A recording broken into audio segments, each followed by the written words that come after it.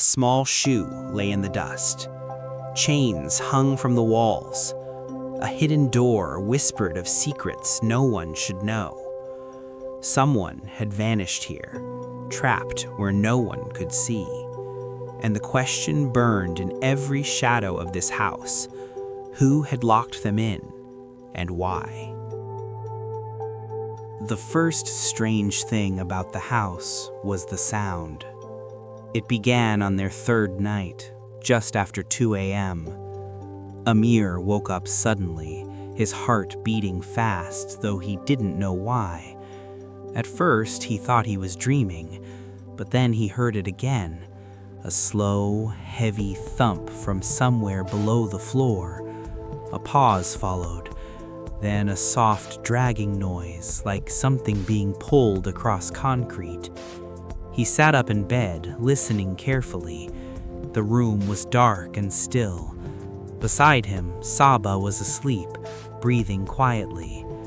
The sound came again, faint but clear. It didn't sound like pipes or wind. It sounded deliberate. Earlier that week, the old Wilson house had felt like a lucky find. Large, affordable, and located on a quiet street, it seemed perfect for a fresh start. The moment they stepped inside for the first time, the air smelled of dust and old wood. Sunlight pushed through dirty windows, revealing empty rooms that echoed with every footstep. Still, there was something comforting about it. It felt private, peaceful. The neighbors, however, were different. On the day they moved in, a few people watched from their windows but never came over to say hello.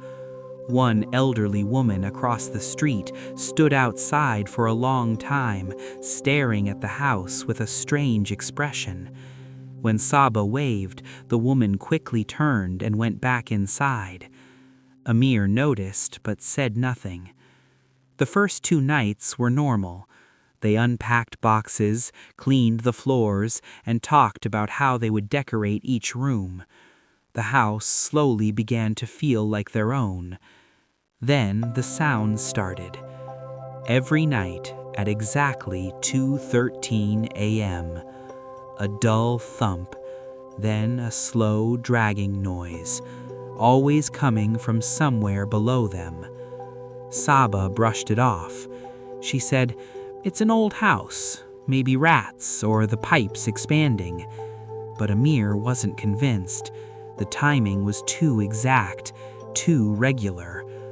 On the 5th night, he stayed awake, waiting. He kept his eyes on the clock.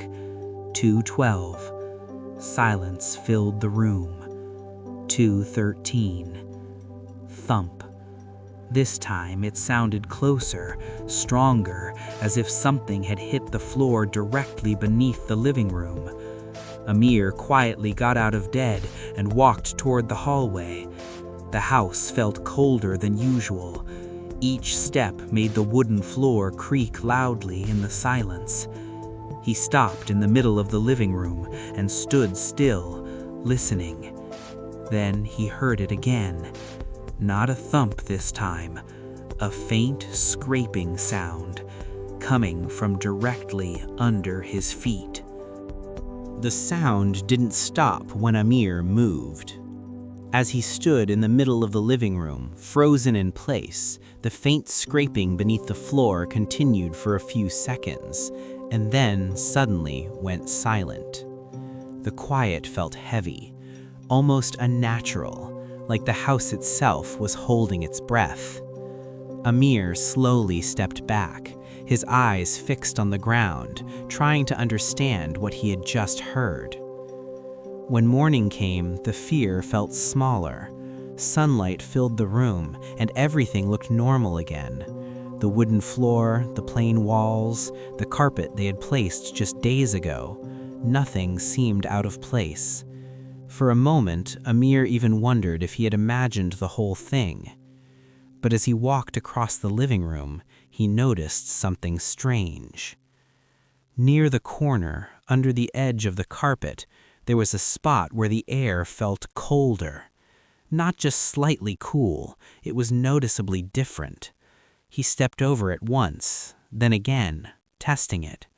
Each time the chill brushed against his feet. Curious, he bent down and knocked gently on the floor. The sound that came back was hollow, not like the solid wood around it. A low, empty echo answered him, as if there was space beneath. His heart began to beat faster. He pulled the carpet aside inch by inch until the wooden floor was fully visible. That's when he sighed. A thin, square outline. The edges were almost perfectly hidden, blending with the floorboards. If the carpet had stayed in place, no one would have noticed. It looked like a wooden panel, carefully fitted into the ground. "Saba," he called, trying to keep his voice steady.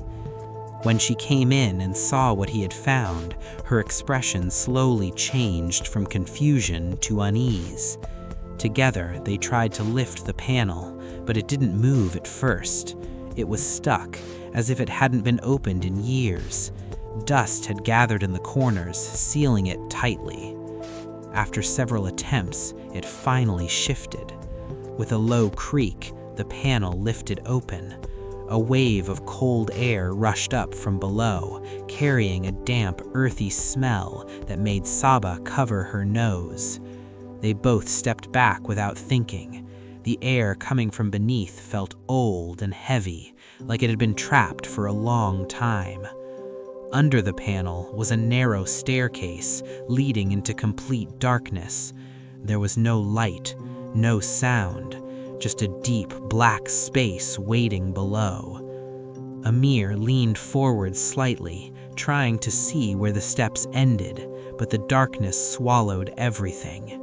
And for a brief moment, he felt something strange, as if the cold air from below wasn't just rising, it was slowly breathing.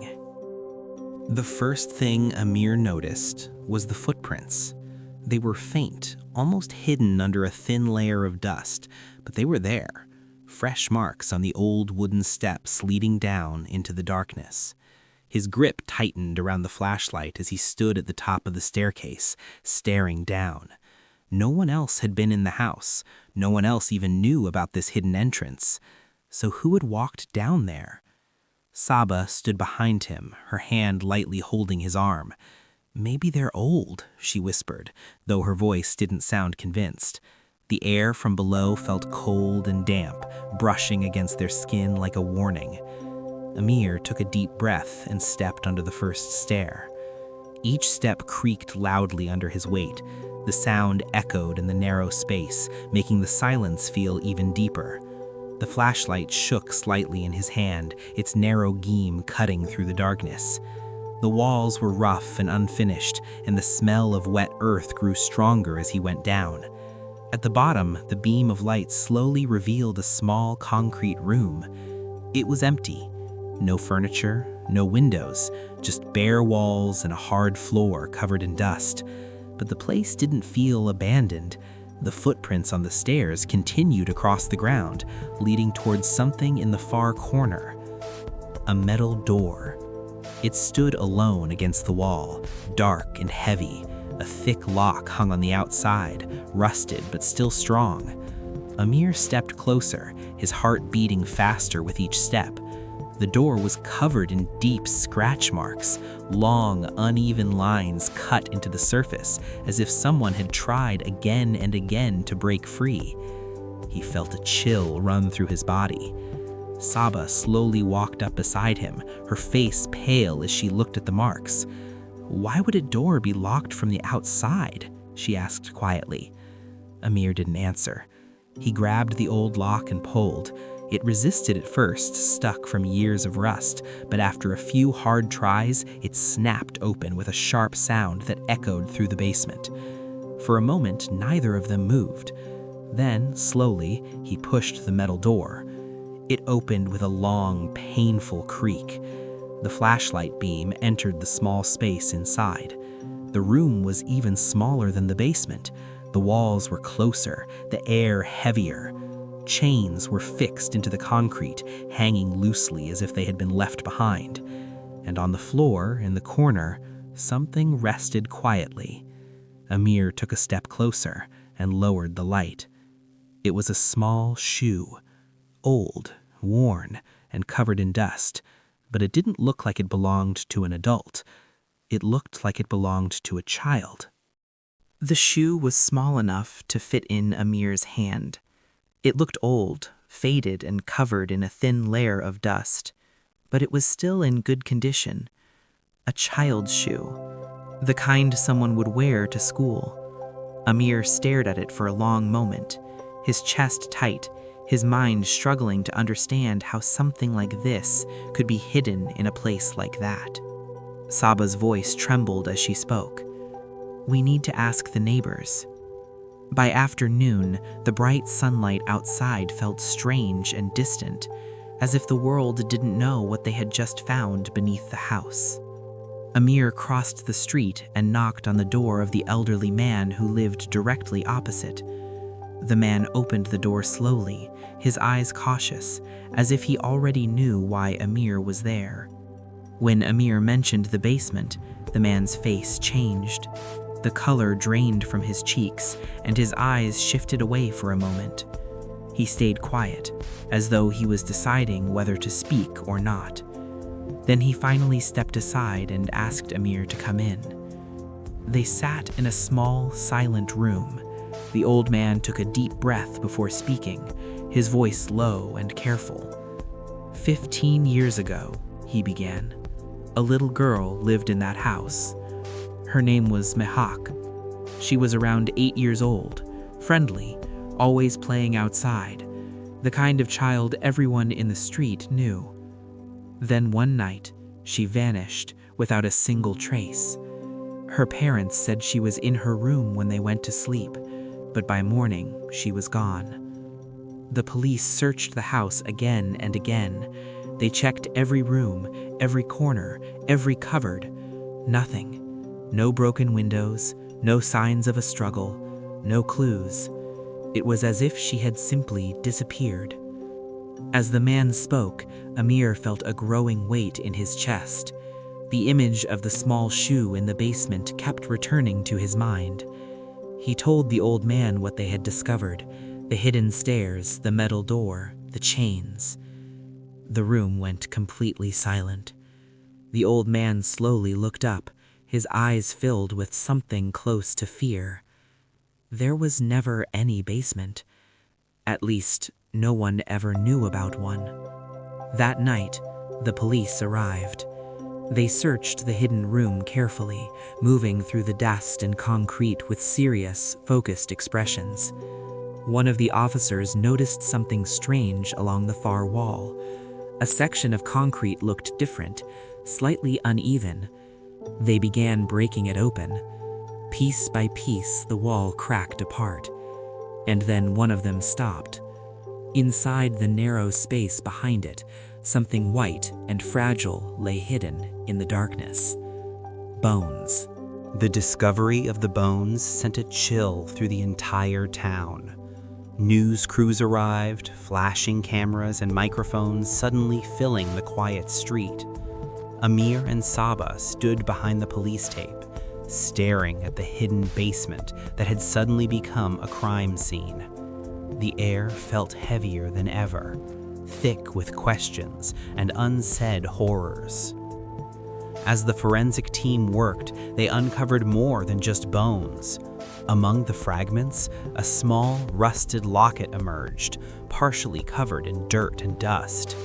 Amir knelt beside it, brushing away the debris, and froze when he saw the name engraved inside, Mehek. The pieces suddenly fit together. The missing girl from 15 years ago had been hidden in that secret basement all along. The house, quiet and unassuming, had held a terrible secret no one had suspected. Investigators dug through old records, trying to trace the history of the property. They found the previous owner's name, a man who had vanished shortly after Mehek's disappearance.